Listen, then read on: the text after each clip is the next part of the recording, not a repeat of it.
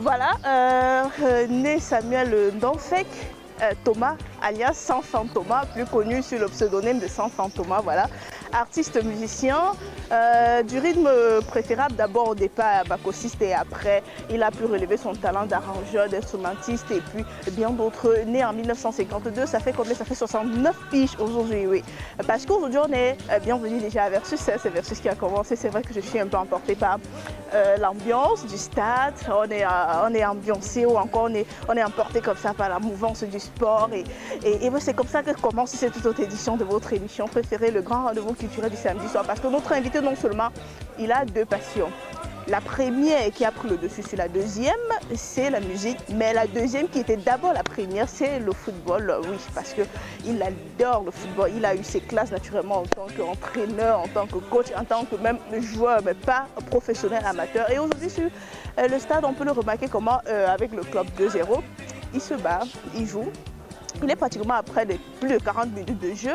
Mais bon, alors, si vous êtes prêts, allons surfer dans la vie de ce grand homme qui aujourd'hui a plusieurs années de carrière musicale. Parce que oui, non seulement il commence en 1960 du côté de Bafoussam avec le groupe Les Tigres Noirs, les Black Tigers, où il y avait également André-Marie Talla et bien d'autres. Et après, il décide en 1960 de faire carrière solo, 1972 par là, de faire carrière solo et de se lancer naturellement dans la phase du professionnalisme qui est la musique. Et c'est en 1984 qu'on découvre le titre phare ou encore la collection African Collection typique qui est comme ça l'une des chansons qui a vulgarisé Sanfan Thomas au niveau mondial. Et chez nous, on connaît bien Noah, cette chanson qui nous a fait danser, bouger. Bien. Voilà, je ne sais pas si on est en plein bagarre, c'est la mi-temps. C'est une mi-temps de pleurs, de on nous mène 2-0. Voilà. Il veut faire un remplacement. Et nous, on estime que le gars qui arrive est plus jeune. Il doit attendre d'abord. C'est pour ça qu'on se bat pour qu'il mette plutôt quelqu'un qui est aussi âgé comme nous, pour qu'on puisse que ça soit équilibré. D'accord. Alors, Sanfan Thomas, votre passion pour le football commence comment? Depuis l'enfance. Depuis l'enfance, oui. Vous avez voulu à un certain moment être professionnel? Non, j'ai un moment oui de ma vie, mais j'ai fait le choix d'être musicien. Oui. Là, parce que quand j'ai vu mes amis, André-Marie Talla, les Blancs c'est allé en France, j'ai estimé qu'il fallait que j'y aille aussi pour faire un bon disque dans les meilleures des conditions. Oui. C'est pour ça que j'ai préféré la musique au ballon. Mais ma deuxième passion, c'est le football. Oui. Quand vous n'êtes pas en studio, vous êtes ici tous les dimanches, détente, on transpire, on essaye d'évacuer. Et d'où ça peut même justifier le fait que la Carapace, elle est encore toute jeune. Il faut rappeler que 69 piges et avoir ce physique, ça veut dire que ça se travaille tous les jours. En tout cas, tous les dimanches, je suis ici. Et puis, je fais mon footing en semaine. Oui. Et je ne suis pas dans les excès parce que je n'ai jamais été dans les excès. Je n'ai pas d'alcool et tout. Et bon, voilà. J'essaie de me maintenir comme je peux. Parce que je sais que l'avenir est plutôt devant moi aussi. Parce qu'il y a encore tellement de choses à prouver dans la musique. Je voudrais rester concentré pour la nouvelle donne. Oui. Puisque nous sommes amoureux de sport, on va plus parler de football. Après, on pourra parler de musique devant les instruments. Et parce qu'on sait bien que Sanfan Thomas est l'un des arrangeurs les plus incontournables de ce pays. Plusieurs artistes sont passés sous la houlette. Mais côté sport également, il a quand même fait ses classes dans des différents clubs en tant qu'entraîneur, en tant que coach, en tant qu'encadreur. Aujourd'hui, qu'est-ce qu'on peut dire sur la nouvelle lancée du sport camerounais? Quand vous regardez surtout le football, comment ça se passe? Je vois ce qui se passe au niveau de... Parce que nous, on a presque perdu la passion. Oui. Il y a 30 ans. On imagine un peu comment on allait au stade à midi pour attendre des matchs de 20 h. Et cette fois-ci, je ne peux pas vous dire combien, je ne sais même pas combien d'équipes dans le championnat camerounais aujourd'hui. Les joueurs de l'équipe nationale ne sont pas très connus, alors que c'était la passion de tous les Camerounais. Aujourd'hui, exactement, je pense que le football doit redorer de son blason pour qu'on aille mieux de l'avant. Oui.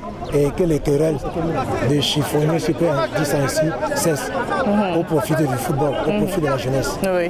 Alors on a la veille d'une CAN, oui, la CAN Total Énergie 2021. C'est vrai que mes amis boudent derrière parce que j'ai interrompu le match pour la TV. Moi je pense que si la CAN arrive bientôt, j'ai eu la chance, d'organiser, d'arranger l'hymne de la CAN. Oui, voilà. d'accord. On pourra le continuer en studio. D'accord, naturellement, on va se retrouver en studio et on va se retrouver même dans la balade de la ville de Douala parce que Sanfin Thomas va nous accompagner comme ça vers les personnes qu'il a l'habitude de côtoyer au quotidien, son travail au quotidien, quelles sont ses activités.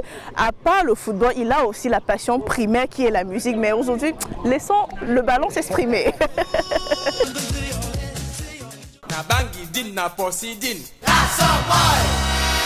Je suis Léon Tuente, je suis entraîneur de Ligue 1 et bon, ancien joueur qui s'est reconverti dans l'entraînement. Oui, Sam, c'est une longue histoire parce que le double zéro vit depuis au moins une trentaine d'années. Oui, et nous sommes ensemble depuis. Et je vais vous faire une révélation. Je ne sais pas si ça en est une. Sam, c'est un de mes premiers entraîneurs de 1982-83 dans Jupiter. Je crois qu'il a deux grands amours, le football et la musique. Généralement, quand vous jouez, ça se passe comment? Est-ce qu'il pleure le jeu? Qui pleure le jeu? Non, vraiment, si c'est pour l'autre là, c'est quelqu'un qui aime gagner, donc les pleurs suivent avec.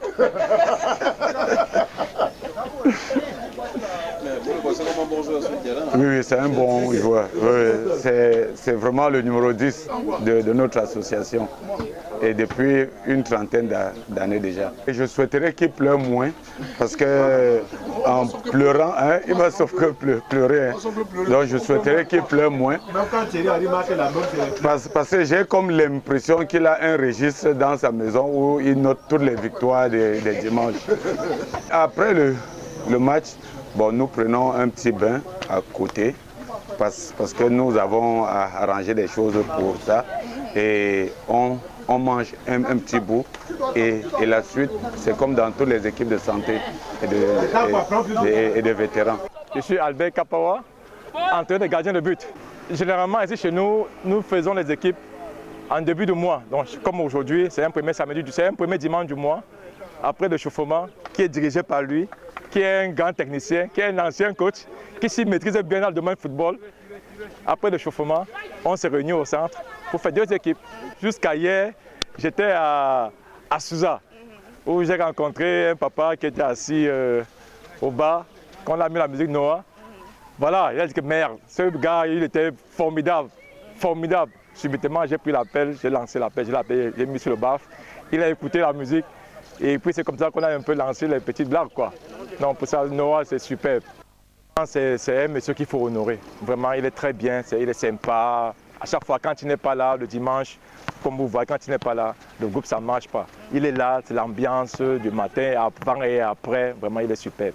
Tous les dimanches, en début de mois, comme je vous ai dit, tout le début du mois, après le chauffement dirigé par lui, on s'est réunis au centre pour faire deux équipes A et B jusqu'à un mois. On a le petit tiraillement, on s'échange les petits mots dans l'harmonie, vraiment dans l'harmonie. Il est hyper sympa, vraiment il est hyper sympa. D'accord, merci. Et très sport. Okay. Merci. On vous souhaite de marquer un but. Ah, ça c'est clair, vous verrez la suite. Moi c'est Samuel Corentin, ancien footballeur. J'ai parcouru beaucoup de clubs au Cameroun, quand même à l'extérieur. Tout à fait, tous les dimanches on commence par l'échauffement. Vous savez que quand on prend de l'âge, avec le poids, il faut essayer d'échauffer le corps. Ce n'est pas déjà très facile, vous avez constaté qu'il y a d'autres qui traînent toujours le pas. Donc on essaie d'amener tout le monde d'adhérer. Voilà son petit nom qu'on appelle ici, le 10. Et vous connaissez comment, tantôt il dit même qu'on l'appelle pas le 10, on l'appelle le Shoemaker. Donc il arrange tous les ballons gâtés et il les arrange. Vraiment c'est quelqu'un, sans vous mentir, c'est quelqu'un qui nous donne la joie de vivre le dimanche. Ouais, personne ne manque le dimanche, hein, parce qu'on sait qu'il est là. Oui, c'est l'ambianceur. On accepte toujours la défaite. Ce qui est marrant est que, je ne sais pas si c'est marrant, mais ce qui est important est que dès que ça finit là, on s'assoit là derrière, on vous dit que les gens s'y étaient joués, ce que bavardés au stade là, on ne peut pas imaginer. Et tout ça, on comprend. Quand on ne peut plus, le téléviseur fait trop de bruit. Comme il n'y a plus la force pour courir à gauche et à droite, c'est la bouche qui reste maintenant. C'est l'homme des hommes. Moi, c'est Nazer Tata. J'occupe le poste qui me convient le jour J, pour le moment. J'arrive aujourd'hui, je vais dire que ok, je joue avant ça. Comme je dis, je souhaite jouer milieu au couloir. Parce que j'ai un peu de paresse, il faut dire la vérité. Et comment ça se passe avec ça enfant? Très blagueur, qui vous permet de vous déstresser tous les dimanches. C'est un énorme plaisir d'être avec lui tout le temps. Il n'a pas de rancune et tout se passe en face. Et puis quand c'est fini, c'est fini. C'est ça le sportif. Qui reste le 10 qu'il était avant, même sur le terrain. En dehors et à l'intérieur du terrain, c'est toujours la même personne. Donc c'est un réel plaisir de partager avec lui.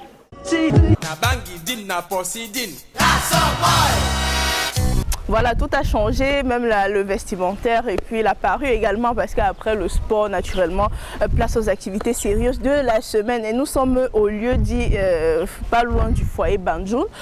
Pour les habitants et les ressortissants de Nebel, nous sommes chez vous et nous sommes naturellement toujours en compagnie de notre invité, Sanfan Thomas, parce qu'aujourd'hui, c'est son quartier, la plupart des personnes le maîtrisent, le connaissent ici. Bref, je ne vais pas dire tout le monde, mais peut-être il y a une ou deux personnes, mais la plupart quand même le maîtrisent. Et on va aller naturellement pour essayer de voir comment se passe la journée normale en semaine chez lui. Qu'est-ce qu'il fait? Est-ce qu'il y a un studio? Est-ce qu'il y a des amis à rencontrer? Après le football qui est sa passion, place à la musique qui est la toute première et celle qui a prédominé sur toutes les autres passions. Suivez-moi, on va voir ça en Thomas.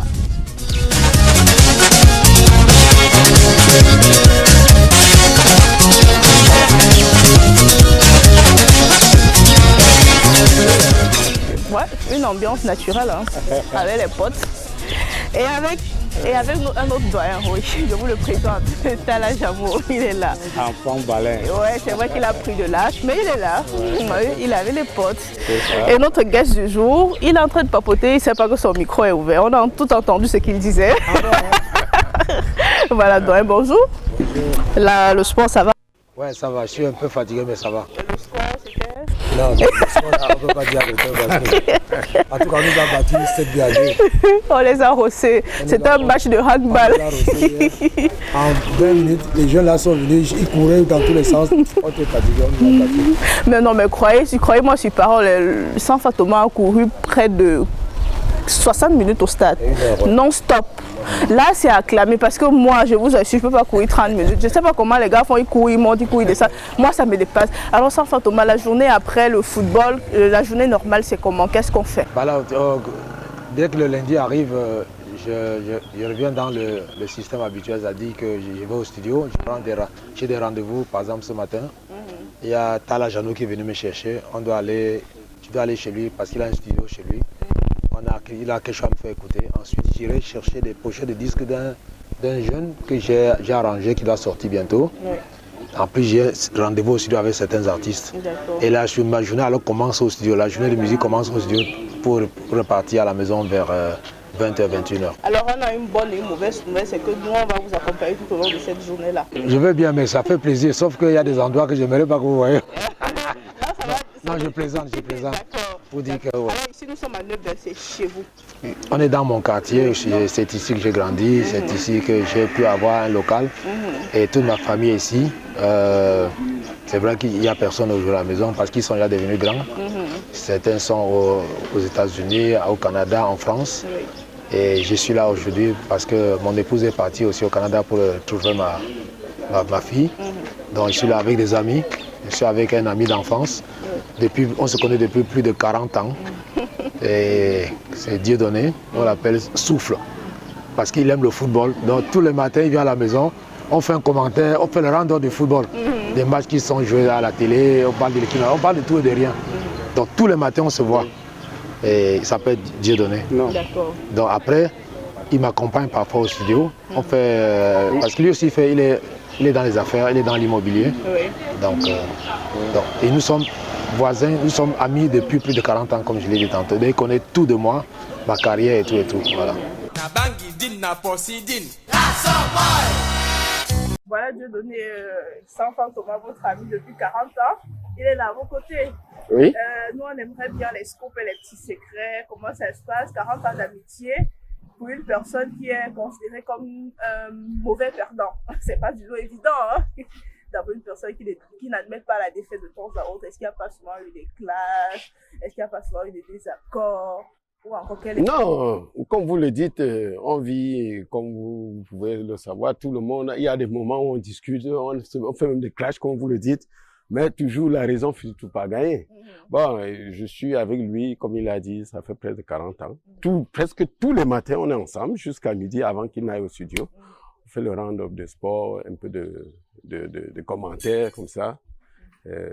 Voilà à peu près comment nous vivons pour gagner un peu du temps, pour perdre du temps, quoi, avant qu'il ne parte au studio à midi, parce que lui va au studio à midi. De 8h à midi, je suis avec lui. Très souvent à la maison, on bavarde pour perdre le temps. Donc, un grand professionnel de la musique, s'il vous plaît, qui est très exigeant dans le travail qu'il fait. Et comme moi aussi, je suis quelqu'un d'exigeant, parce que moi-même, je suis très professionnel. On se retrouve deux professionnels, moi, et puis, moi, je l'encourage sur cette voie. C'est monsieur, chaque fois qu'il sort même un disque, il me fait écouter, il me demande mon impression. Bon, comme j'ai aussi une bonne oreille musicale, il me demande mon avis, et il tient souvent compte de cet avis, c'est ça qui est bon. Et il ne se dit pas que oh, mon ami là, c'est pas un musicien, il connaît rien. Non, il écoute. Et il prend en compte les avis des autres. C'est même pour ça que il est un peu exceptionnel, parce que il prend tout le monde et il essaie de faire avec. Il ne dit pas que non, c'est des vauriens, ils ne savent rien en musique, bon, tout. Non, il prend tous les avis. Et c'est ces avis qui lui donnent aussi, qui lui permettent d'évoluer. Bon, alors, une dernière question, mais la plus coquine. 40 ans d'amitié, ça veut dire que vous avez dépassé le cap de l'adolescence au cap d'adulte, et puis vous avez grandi, vous êtes forgé, vous avez gagné en maturité ensemble. De vous deux, qui a été toujours le plus beau et le plus favori aux yeux des filles? Oh, ça, c'est une question bizarre parce que je ne peux pas dire qu'il est le plus ou bien que je suis le moins. Chacun a son atout, hein. C'est relatif. C'est relatif. Ça ne veut pas dire qu'il gagne sur tout. Non, non, c'est pas comme ça. Chacun a son atout. C'est vrai qu'il a un plus parce qu'il est déjà célèbre. Ça, c'est vrai. Mais en dehors de ça, je ne vois pas qu'elle a... Parce que c'est pas toujours ça qui fait gagner partout. Voilà. Dans ce quartier, c'est unique, car c'est à lui que je me suis confiée depuis que je suis là. J'ai eu un fils, mon deuxième fils, qui a été malade, sérieusement malade depuis que j'ai perdu mon mari. A failli rendre l'âme. Il s'est écoulé entre mes mains. Quand j'ai crié, tout le quartier y était, mais dehors, personne n'est entré. Quand Sanfant Thomas a compris, il s'est levé de son lit et a demandé qu'est-ce qu'on pleure là-dehors. On dit que c'est l'enfant de Maman Marceline qui est mort. Il s'est précipité chez moi. Il est entré, il me demande, maman, c'est quoi? Il dit que voilà ton fils, voilà Hervé qui meurt comme ça. Il dit que quoi? Mourir? J'ai dit oui. Il dit que non. Maman, lève-toi au sol, ne te couche pas. Lève-toi, ne te bats plus. Attends, je viens. Il est parti chez lui, s'habiller, prendre sa voiture, venir garer, demander au deuxième voisin. Ils ont pris l'enfant, mettre dans sa voiture, parti. Je voulais aussi entrer dans la voiture, il a dit, tu pars où? Reste là, je viens. Je suis moi restée. Ils sont partis avec l'enfant. Ils sont partis dépenser, ou il a dépensé que combien, je ne peux même pas dire, puisque je ne savais même pas combien cela était. Et ils sont revenus me dire que prends les choses, tu viens, on part là où il y a l'enfant. Je viens maintenant, je m'apprête, je prends les choses de l'hôpital, on part, il me laisse à l'hôpital. Il me dit qu'on a même amené l'enfant chez les praticiens, mais l'hôpital va faire l'affaire. Il a déjà fait ce qu'il fallait. Alors, tout ce qu'il a déposé, j'ai même voulu le rendre à la longue. Il me dit que non, maman, c'est mes enfants à moi, je ne peux pas. Reste tranquille, tu as quoi juste à ce que tu vas me donner? Ton corps te dépasse. J'ai regardé Fantôma, j'ai dit que qu'est-ce que je peux bien faire à toi? Parce que je n'ai rien. Je ne suis qu'une pauvre veuve, sans soutien, sans personne. Je peux faire comment pour te remercier? Tu n'es même pas quelqu'un qui mange n'importe quoi comme nous. Je veux faire comment pour te prouver vraiment la vérité et la bonté que tu viens de me faire. Vraiment, mes frères, dans la vie, il ne faut pas discriminer les gens, ni disqualifier quelqu'un sans le connaître. Il est là, il est mon père. Il est le père de mes enfants. Il est mon mari. Il est tout. Donc, je n'ai plus rien à dire. Depuis 2017 que je suis là, malade. Le peu de jours qu'il peut se demander, il me donne ce qu'il peut me donner. Ça m'aide, même pour manger, même pour me débrouiller à payer le transport, aller à l'hôpital. Il est tout pour moi, je n'ai plus rien à dire. Je vous présente mon ami Kamga Abou. Il est avec nous depuis plus de 20 ans. On l'a nommé Kamga parce qu'il est au quartier Banjul. Et il est intégré au Cameroun. C'est mon voisin direct, c'est mon boutiquier avec qui on fait beaucoup de choses. Hein, Abou? Ouais, c'est ça, non? C'est ça. Quand même, depuis on est là à peu près, comme il a dit, il y a 50-30 ans.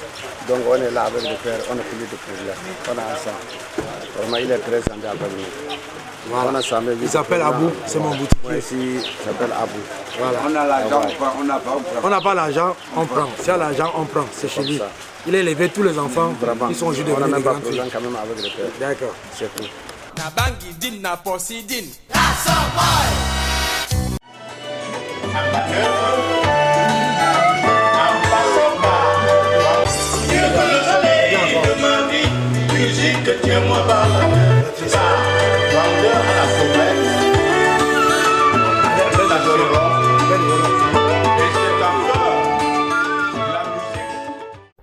Oui, c'est vrai que c'est une reprise, mais c'est un nouveau projet pour moi.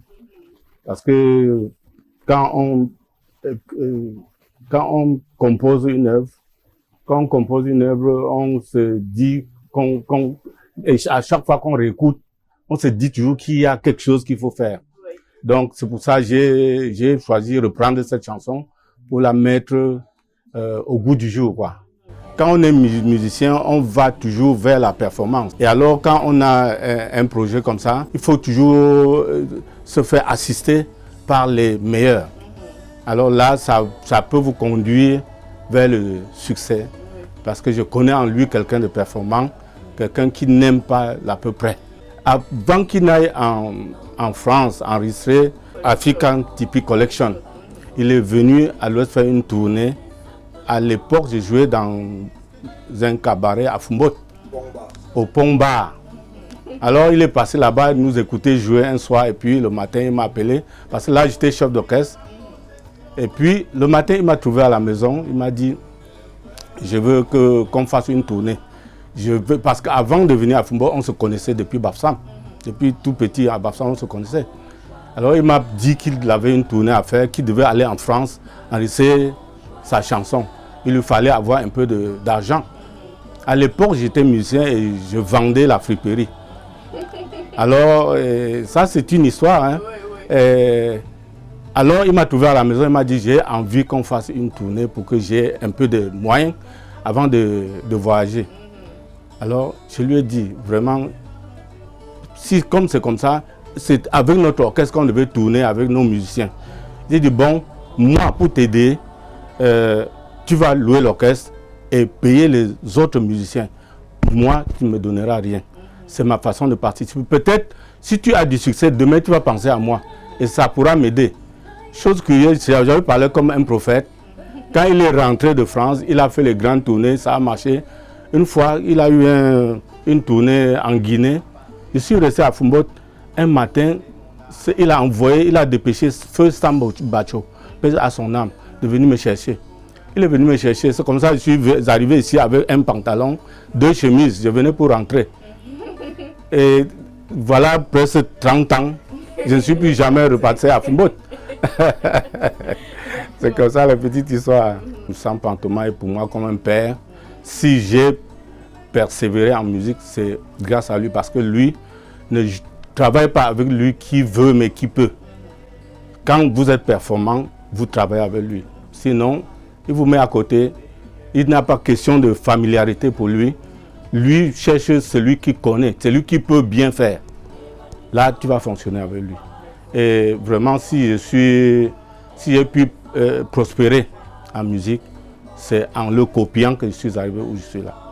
Alors, j'interviens juste pour dire que, par humilité, il n'a pas voulu dire certaines choses. Je ne suis pas venu le prendre simplement parce que je voulais des gens... J'avais vu son sérieux dans le travail pendant qu'on répétait au pont bar de Fumot, qui n'existe plus, je crois. Hein. Ça n'existe plus. Alors, je suis entré dans leur bar quand André Maritala avait fait un accident. Il avait cassé le bras, on devait aller au village parce qu'on le soignait. Alors, je trouve Tala Jano en train de faire une chanson, le Lissa. Il me dit qu'il a une chanson, il aimerait qu'on trouve un refrain. Et qu'il n'arrivait pas à trouver le refrain. Il a joué le Lissa pendant 2-3 fois. J'ai pris la guitare, on a fait un pont. Et tu te rappelles. Et c'est pour dire qu'il n'a pas voulu dire ça, mais c'est lui le créateur de Lissa. La musique traditionnelle qui est devenue le Samali Sodio, c'est Tala Jano, le tout premier.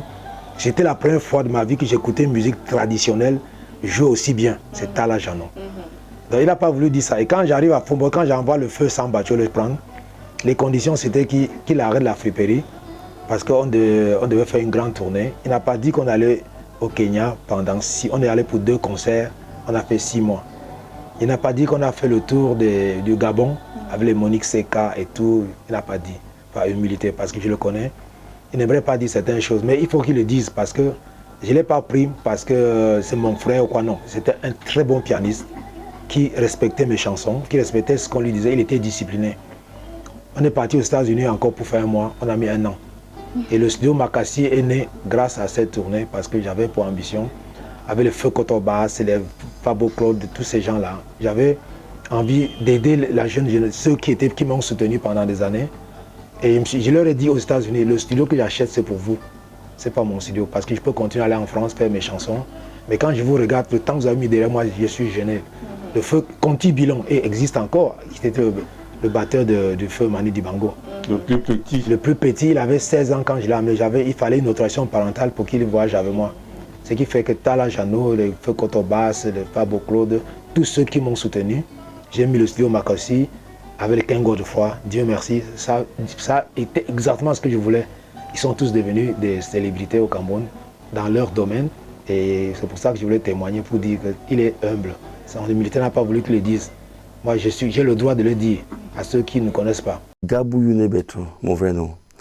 Alors, quand le studio s'est mis en place, alors j'ai voulu faire la technique.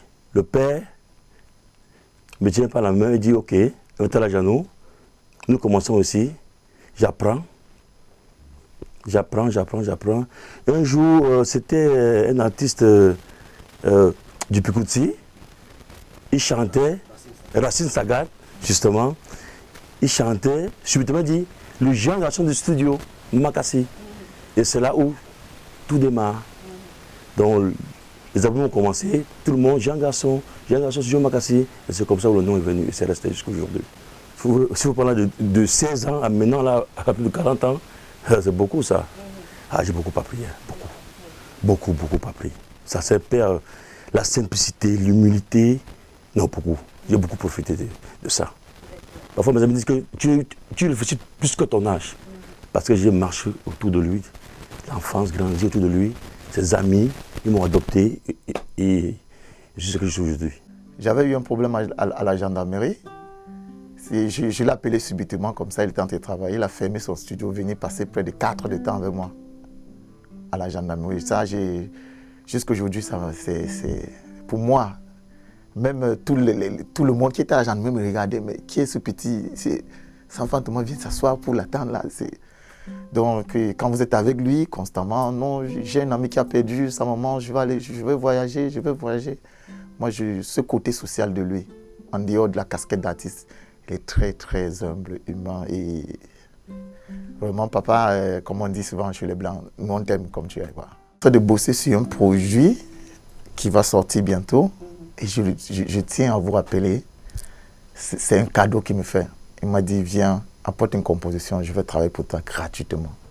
C'est rare au Cameroun, il faut le reconnaître. C'est rare. Ça, je ne sais pas, le mot merci est trop petit pour moi.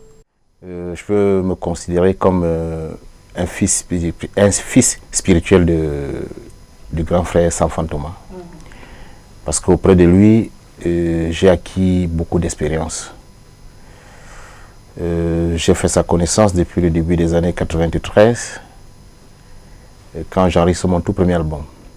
En fait, quand je décide de faire dans la musique professionnelle, j'ai des exigences. Et mes exigences, c'était d'enregistrer dans l'un des grands studios de l'Europe. J'écoutais toutes les musiques. J'écoutais tous les... Ce qui fait que, avant de m'engager dans la musique professionnelle, je connaissais les sons des différents studios. Alors, j'avais refusé d'enregistrer au Cameroun. Je trouvais des producteurs qui voulaient m'enregistrer au Cameroun, je refusais. Jusqu'à ce que le grand frère Saint Thomas revienne des États-Unis avec ce studio qui est derrière nous, et l'installe, et fait les premiers enregistrements.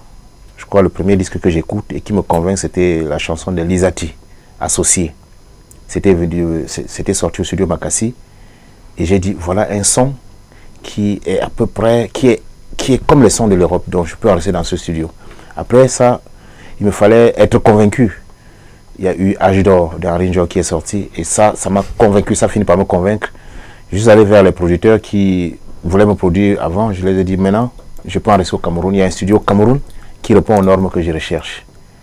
Et parmi ces producteurs, l'un m'a amené ici, M. Wamba Jean.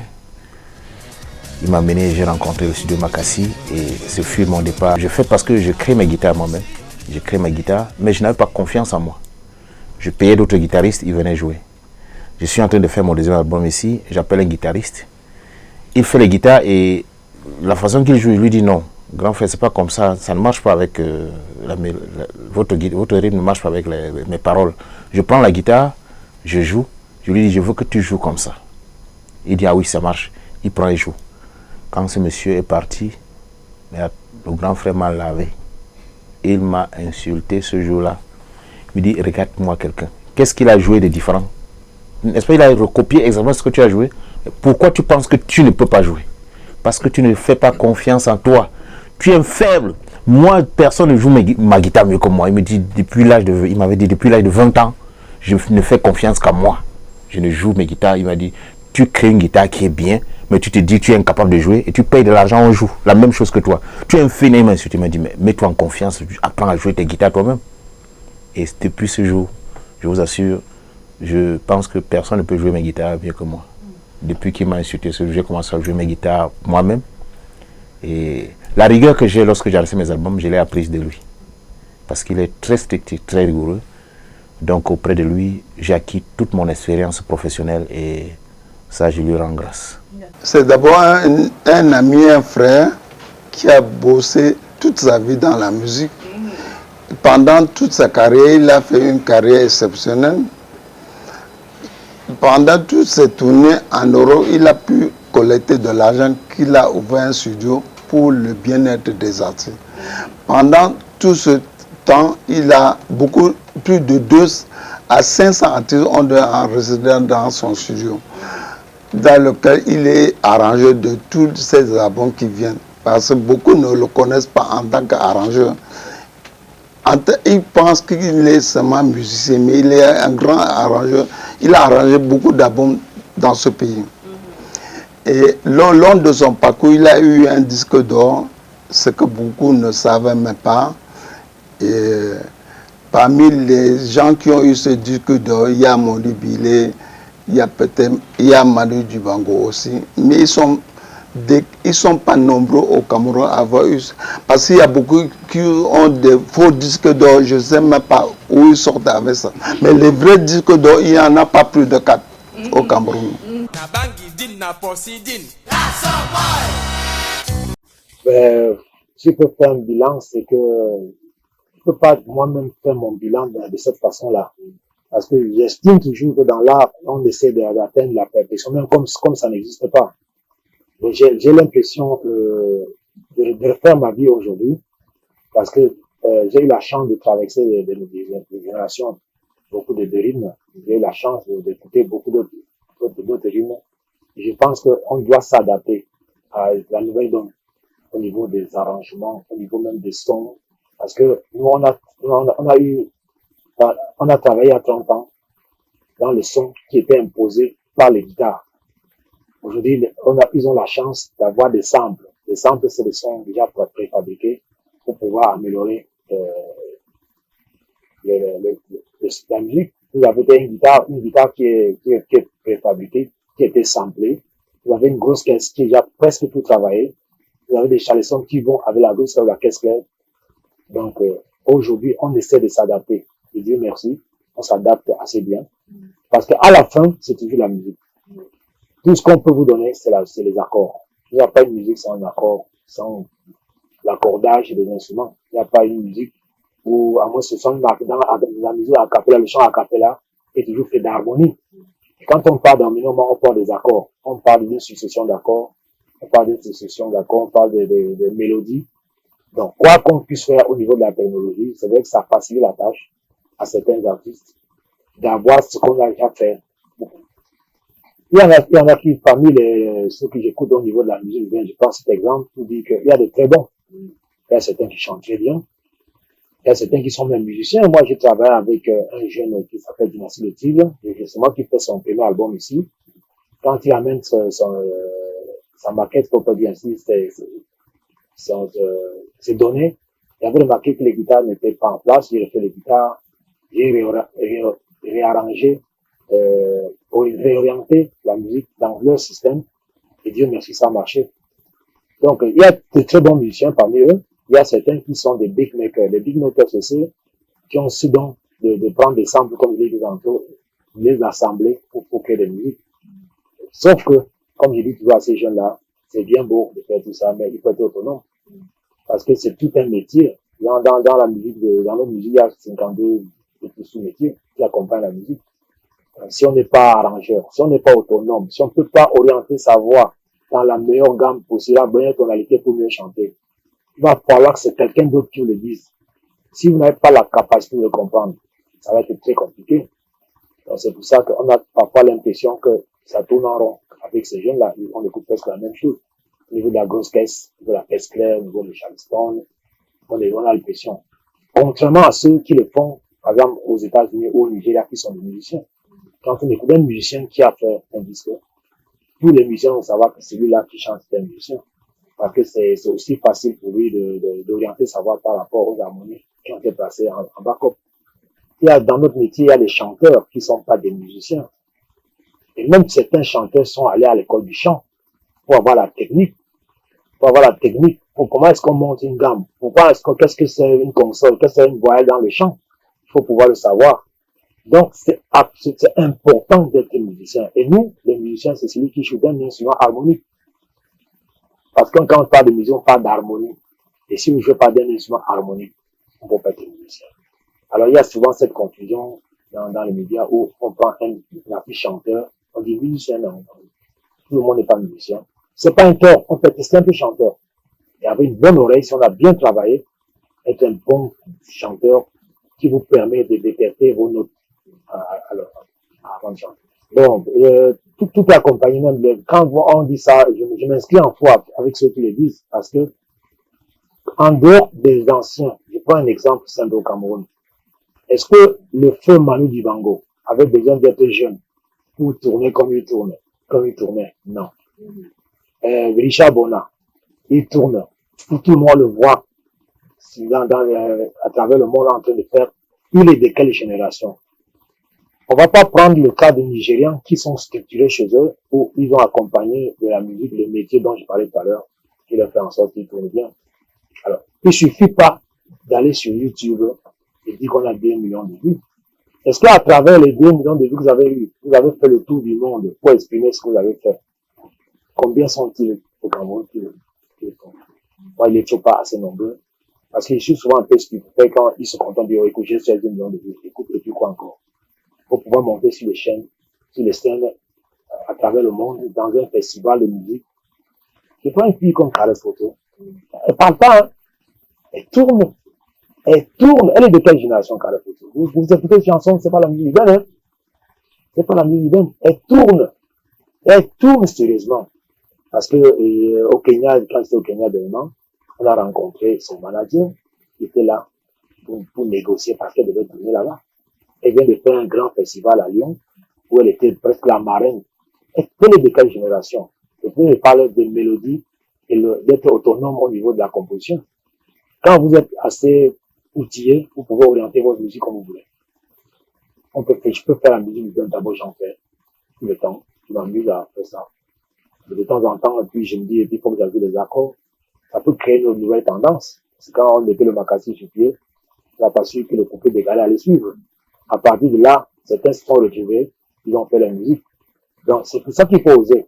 Moi, je suis d'accord que les jeunes, parmi les jeunes qui travaillent, il y en a beaucoup qui travaillent. Je vois un gars comme Loco. Il n'en met personne, c'est un bon chanteur. Loco est un bon chanteur. Le Mystérieux est un bon chanteur.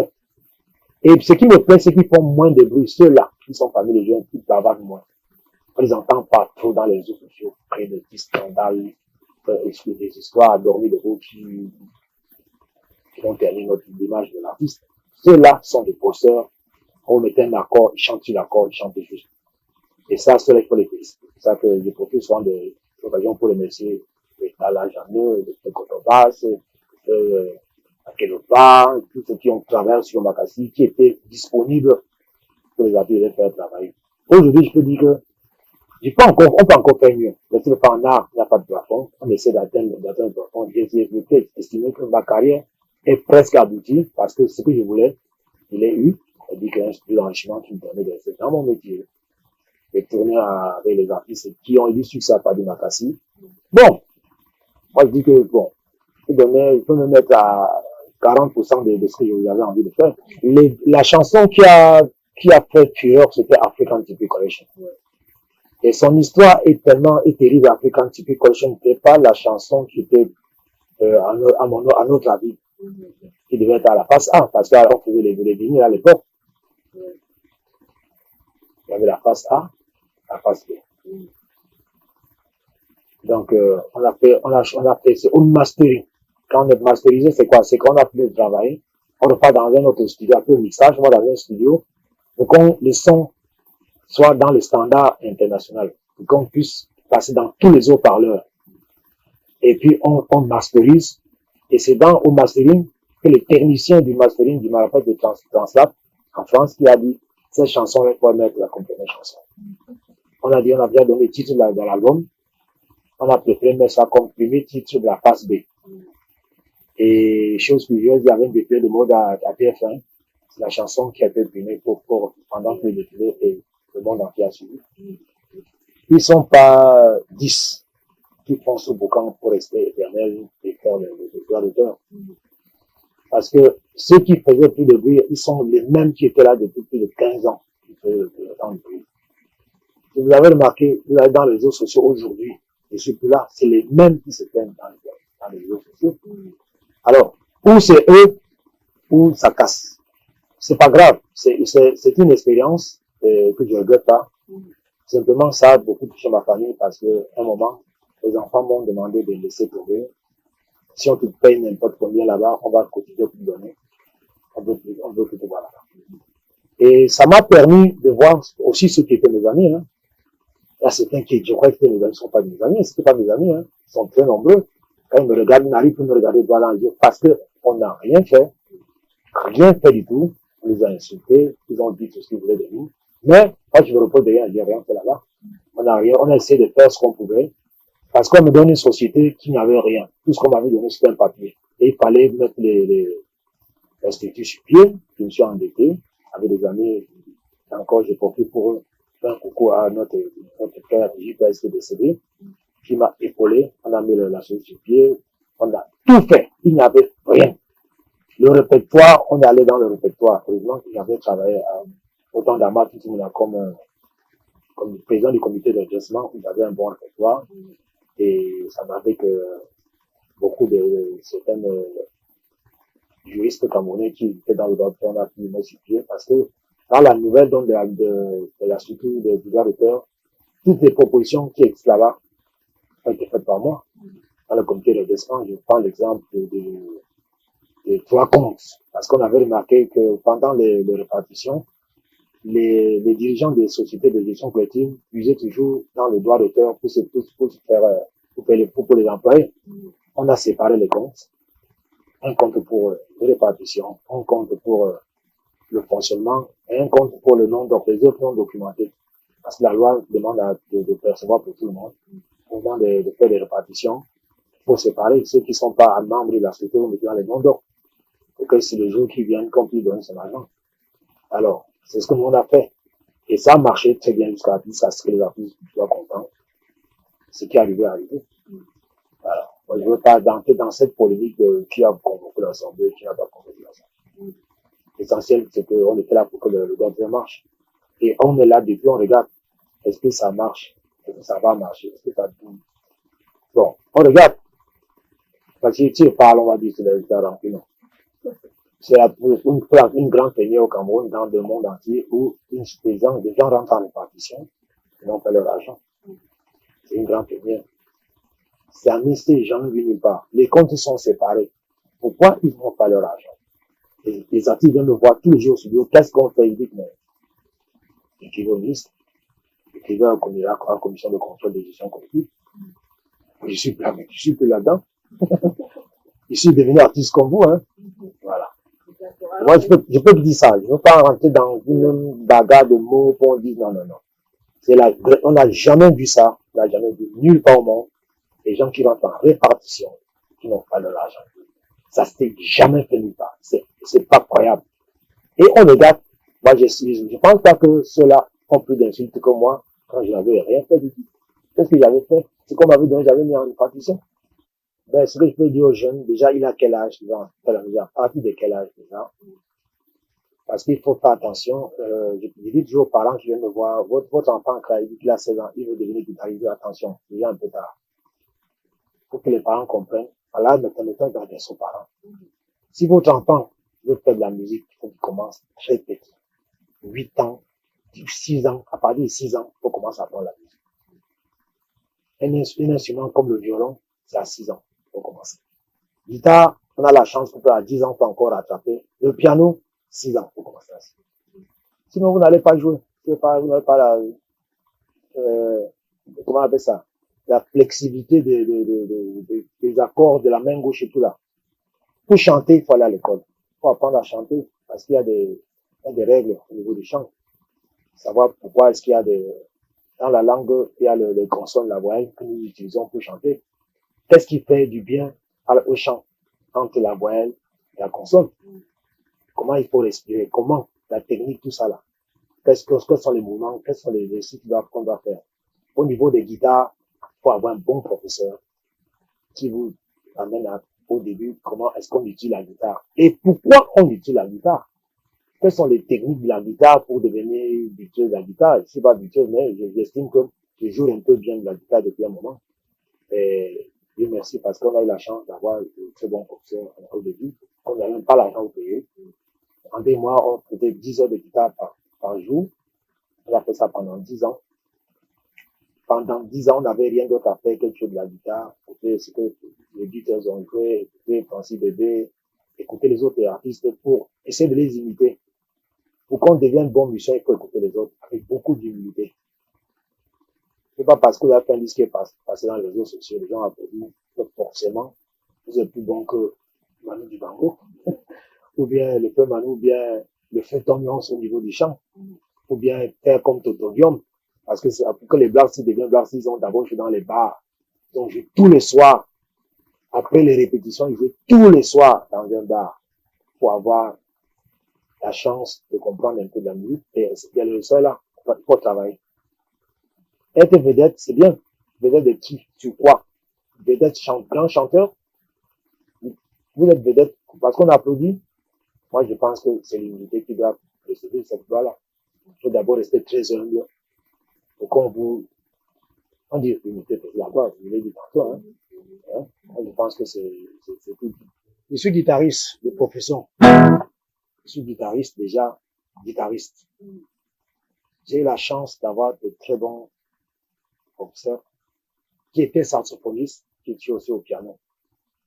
Donc, j'ai eu la chance d'apprendre, mais je suis d'abord guitariste. Je m'exprime mieux en guitare qu'au chant.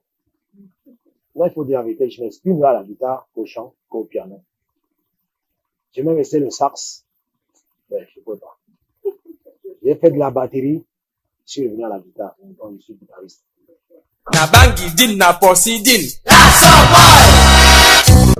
Les jeunes frères.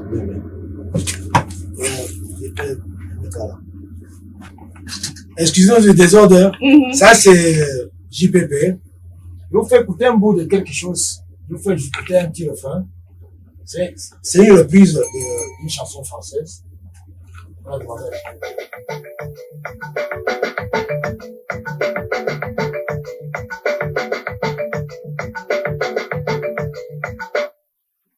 Ben écoute, on vous fait pas écouter l'avant.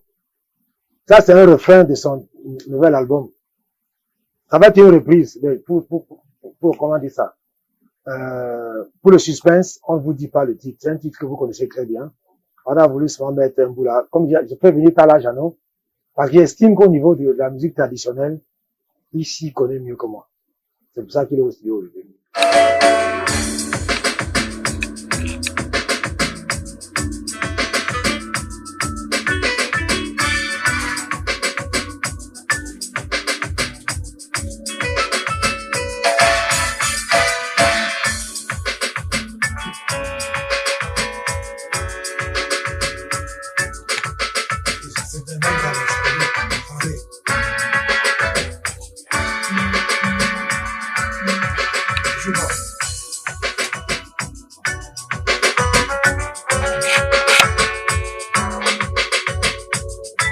C'est une chanson connue.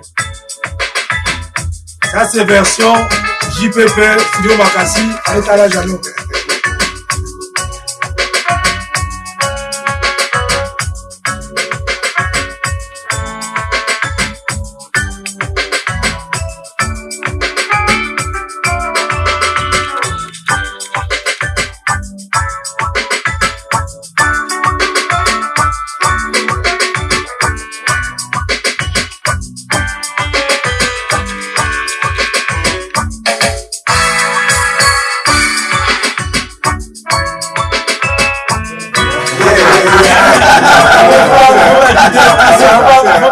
C'est un nouveau son qui part du Studio Makassi avec JPP, Tala Jano, Saranda, si tout le monde est là. On va tout faire pour que ça sonne bien. Voilà, j'ai enlevé la voix pour créer le suspense.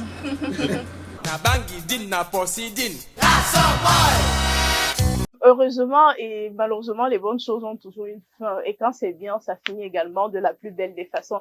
C'est avec Sanfan Thomas, notre invité de ce samedi. C'est avec également les artistes. On a Tala Jano également à mes côtés. C'est avec JP, son excellence et JPP. C'est avec Sarial Dassi. Et c'est avec le géant de Makassi également qu'on va faire une conclusion de la plus belle des façons. On vous donne rendez-vous ce samedi lorsqu'il est 19h dans le cadre de votre émission Versus. Ne ratez pas le programme parce que ce sera une édition inédite, comme on le dit généralement. Et ben, c'est avec tout ce beau monde qu'on va faire une petite version acoustique de la chanson Noah. Notre problème ce samedi, c'est de vous savoir connecter sur les différentes pages. Et on parle également du direct et qui sera sur la page Equinox TV sur Facebook, en replay pour toutes les personnes qui vont nous suivre sur YouTube, sur la page Equinox TV également. Et la rediffusion mercredi 16h. On vous adore, c'était Versus et Kizo. On salue la grande équipe, la réalisation drainée par Cédric Chouna, le réalisateur 5 étoiles, avec à ses côtés son assistant Cédric Nia également. Et ben voilà, et moi c'était Dominique Pengo. On vous donne rendez-vous la semaine prochaine pour une autre édition avec notre invité. Mais pour l'heure, pour ce moment, on va chanter du Noah et on va danser également du Noah. Voilà, Kizo.